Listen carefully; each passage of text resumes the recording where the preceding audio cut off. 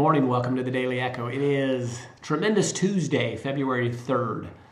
Wanted to talk about journaling today. A lot of times we think of journaling as more of a diary, and we tend to think of teenage girls keeping a diary. We talk a lot about goals on the Daily Echo and why it's important to set goals and track goals to see where we're at. We find that a very few percentage of people actually set goals, usually less than 5%, where they actually write them down, put timetables on them, try to figure out what things are going to get in the way of accomplishing those.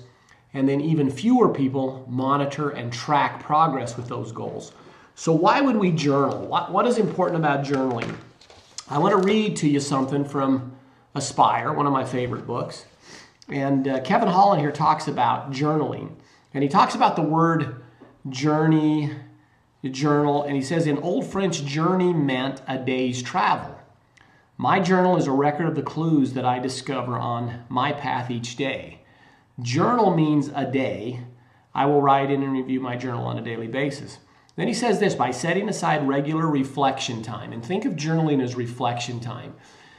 You're taking time at the end of the day to reflect upon what has happened. You're tracking what you did to a certain extent. You have goals. You're sort of evaluating how you did, and hopefully you are finding good things that happened during that day. And if there's some poor things, you just say, hey, that didn't work. We're going to figure something out tomorrow to make it work. But he goes on to say, I will take just 1% of each day, 1%, approximately 15 minutes, and use it to reflect on the past 24 hours and contemplate on the possibilities that lie ahead. I would tell you that most successful people that I've come across and found in my life, journaling is a very important part of what they do.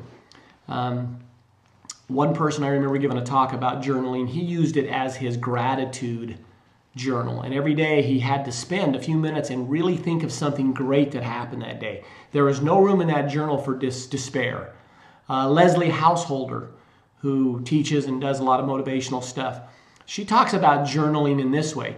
You're not allowed to bring your negative self into the journal. Even if it's not a great day, find a positive spin on everything that happens. And it's amazing at how it starts to translate into more positive and good things in your life. So if you don't have a journal, start small. Start, every other day. But try to get in the habit at the end of every day to write down what has happened. Reflect upon the day.